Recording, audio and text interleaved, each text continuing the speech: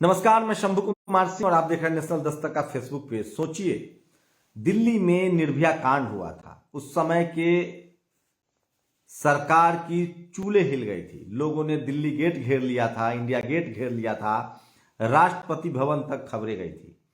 जो खबर आ रही है वो बहुत दर्दनाक है। 3 बड़ी खबरें हैं। 2024 में क्या होगा इसका अंदाजा लगा लीजिए। बीएसपी सुप्रीमो मायावती जी ने राहुल गांधी की भारत जोड़ो यात्रा का समर्थन किया है।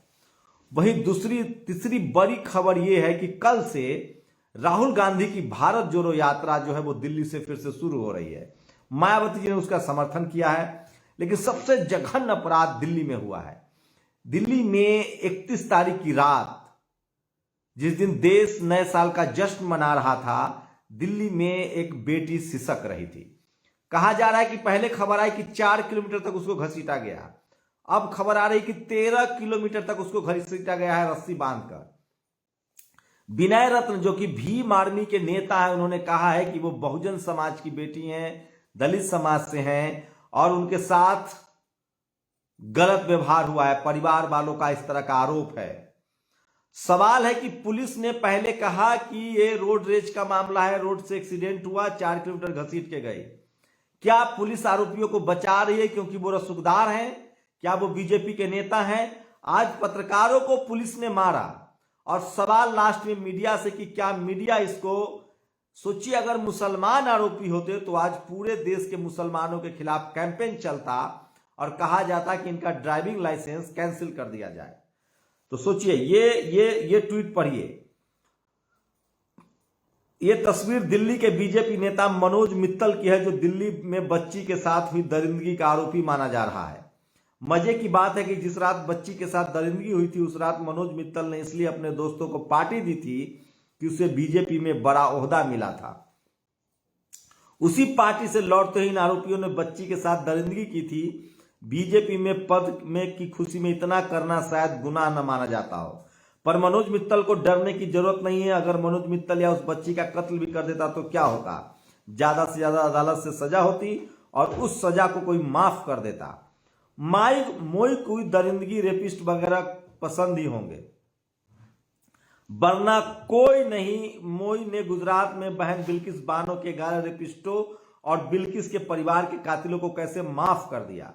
मनोज मित्तल और उसके साथी मिलाकर केवल 5 आरोपी हैं। मोई के लिए छोटा सा काम है। तस्वीर में गौर से देखिए, आरोपी दरिंदे मनोज मित्तल के सर के ऊपर मोई की तस्वीर है। दरिंदगी का हक बनता है। ये देखिए, ये वो आरोपी है जिस पर आरोप लग रहा है। और सवाल है कि क्या संजय सिंह ने ट्वीट किया है कि एलजी और गवर्नर उनको बचाने की कोशिश कर रहे हैं। तो इस देश में टीवी अखबार ने नफरत का बीज बो दिया। आप सोचिए, कल्पना कीजिए कि अगर कोई मुसलमान आरोपी होता, जैसे श्रद्धा मामले में है, मीडिया रोज छाती पीट रही है, क्या अब मीडिया इन तमाम आरोपियों की जाति पर बात करेगी, धर्म पर बात करेगी? मैं फिर कह रहा हूं, मैं इसके खिलाफ हूं। किसी एक आरोपी से उस जाति और उस धर्म का कोई संबंध नहीं है। मसला तब खड़ा होता है जब उस जाति और धर्म के लोग उसके समर्थन में आते हैं, सिस्टम उसकी मदद करता है। क्या किसी मुसलमान ने कभी इस तरह के झंडा बैनर निकाले हैं?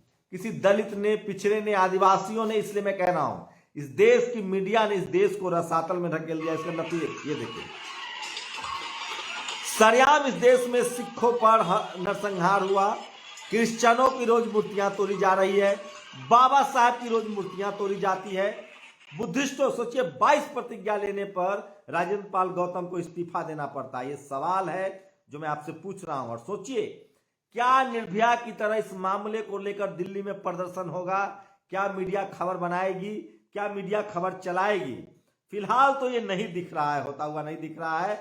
दरअसल पुलिस ने मीडिया की जमकर कुटाई भी कर दी है। ये मैं नहीं कह रहा हूं, ये वीडियो दिखा रहा हूं। जो पत्रकार कुछ खबर बनाने जा रहे थे, चूंकि दिल्ली की खबर है, जघन्य अपराध है, तो खबर बनाने जा रहे थे, उनकी पिटाई हुई है, उन पर हमला हुआ है। मैं इसीलिए कह रहा हूं, इस देश के बर्बादी के लिए अगर कोई जिम्मेदार है तो वो इस देश की मीडिया। ये देखिए कोलाज, हिंदू मुस्लिम, हिंदू मुस्लिम, हिंदू मुस्लिम, हिंदू मुस्लिम, हिंदू मुस्लिम। इस देश के सोचिए, तो संजोग से अगर एक भी आरोपी मुसलमान होता तो मैं दम दावे के साथ कह रहा हूं कि अब तक देश में कैंपेन चल रहा होता कि मुसलमानों का ड्राइविंग लाइसेंस छीन लिया जाए। मैं एकदम दावे के साथ कह रहा हूं, इस देश की मीडिया का जो मैं कैरेक्टर जानता हूं, जातिवादियों मनुवादियों का एक गढ़ है, ये गुंडे हैं, इनको पत्रकार मत कहिए, ये लोग गुंडे हैं। और ये देखिए, एक वो दौर था जब अन्ना का आंदोलन चल रहा था, दिल्ली पर प्रदर्शन हो रहे थे, तब मीडिया किसके साथी, पीड़ित के साथी। अब सिर्फ खबर दिखाने को लेकर दिल्ली पुलिस कूट रही है, ये है पत्रकारों की इज्जत। अब सवाल पूछिए अंजना से, अब सवाल पूछिए रूबिका से, चित्रा त्रिपाठी से, श्वेता सिंह से, अर्नब से, अमित देवगन से। ये लोग अगर मुसलमान होता तो अब तक इस देश के तमाम मुसलमानों के घर पर बुलडोजर चल गया होता, उनके ड्राइविंग लाइसेंस छीनने की बात हो रही होती। मैं इसलिए कह रहा हूं कि इन गुंडों के चक्कर में मत पड़िए, जो उसने अपराध किया उसको सजा मिले। बस इतना ध्यान रखिए कि कोई उस अपराधी को बचाने की कोशिश ना करे, उसके लिए तिरंगा लेकर यात्रा ना निकाले। और दूसरी खबर है, बीएसपी सुप्रीमो मायावती जी ने राहुल गांधी की भारत जोड़ो यात्रा का सपोर्ट किया है। कल से भारत जोड़ो यात्रा दिल्ली से निकलने वाली है, कल से भारत जोड़ो यात्रा दिल्ली से निकलने वाली है। तो मैंने पहले ही कहा था 2024 से पहले बड़ा गठजोड़ होगा इस देश में। नीतीश कुमार, अखिलेश यादव, मायावती जी हो, साफ साफ एजेंडा बना हुआ है कि जो पार्टी जहां बीजेपी को हरा रही होगी उस पार्टी के खिलाफ कोई ट्रायंगुलर मुकाबला नहीं होगा। सीधा सीधा भी सतपाल मलिक साहब जो किसान जाति से आते, उन्होंने साफ साफ कहा है कि अब अगर बीजेपी को हराना है तो बीजेपी के खिलाफ सिर्फ एक उम्मीदवार देना होगा, जिसकी पूरी कोशिश हो रही है। वही तीसरी बड़ी खबर है, कल राहुल गांधी की भारत जोड़ो यात्रा शुरू हो रही है और भारत जोड़ो यात्रा कश्मीर तक जाएगी।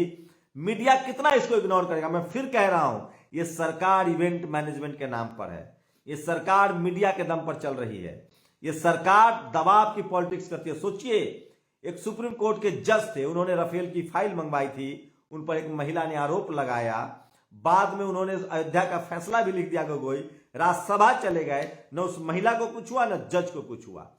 अब सरकार को नकेल कस, अभी जो जज हैं, चीफ जस्टिस हैं, उनके खिलाफ कोलेजियम सिस्टम तो हटना चाहिए, जुडिशियल कमीशन आना चाहिए, हम लोग इसके पक्ष में हैं। तो ये लगातार ये सरकार तमाम अधिकारों की बात मैं इसलिए कह रहा हूं, और इसके लिए सबसे बड़ा जिम्मेदार इस देश की मीडिया है।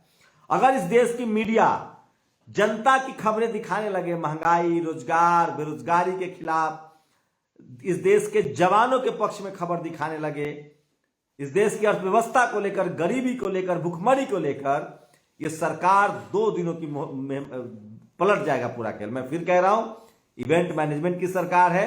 अब क्या गृह मंत्री इस्तीफा देंगे, दिल्ली की घटना है, कोई मीडिया की हिम्मत है सवाल पूछने की? पत्रकारों को पीटा भी जा रहा है।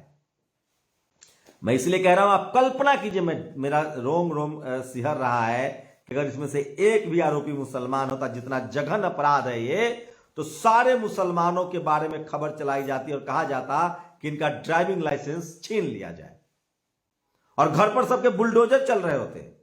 मैं अभी भी बुलडोजर चलाने के खिलाफ हूं। इस देश में संविधान है, जुडिशियरी है, इस देश में उसको फास्ट ट्रैक कोर्ट में फैसला हो, उसको जो आरोपी हैं उन पर सिद्ध हो, ट्रायल चले, उनको सजा मिले। किसी एक आरोपी की वजह से उस पूरी कम्युनिटी को बदनाम करना, किसी एक शख्स की वजह से उस पूरी जाति को बदनाम करना, यह अपराध है। तब तक जब तक वो कम्युनिटी उसके लिए खड़ा ना हो, वो जाति उसके लिए खड़ा ना हो। और ये कौन लोग करते हैं? किसानों का आंदोलन था, इसको खालिस्तानी मीडिया ने कहा। शेड्यूल कास्ट का आंदोलन था, उसको उग्रवादी नक्सलवादी कहते हैं। पिछड़ों को चोर कहते हैं ये लोग, मुसलमानों को आतंकवादी कहते हैं लोग, आदिवासियों को नक्सलवादी कहते हैं लोग। ये मुट्ठी भर मनुवादी मीडिया के गिरोह में बैठे हुए हैं और इन्होंने इस देश की संविधान, न्यायिक व्यवस्था, जुडिशियल सिस्टम सबको बर्बाद करके रख रखा है। इसलिए इस देश के सरकार से ज्यादा जिम्मेदार इस देश की मीडिया है, और उससे सवाल पूछना शुरू कीजिए। आप लोग अपनी प्रतिक्रिया भी जरूर दीजिए। शुक्रिया। नेशनल दस्तक की आपसे गुजारिश है कि अगर इसको बचाना चाहते हैं तो नेशनल दस्तक को सब्सक्राइब करने के लिए रेड कलर के सब्सक्राइब बटन को दबाएं, फिर बेल आइकन की घंटी दबाएं। नेशनल दस्तक को बचाने के लिए बहुत जरूरी है कि हर खबर को शेयर करें, लाइक करें, कमेंट जरूर करें।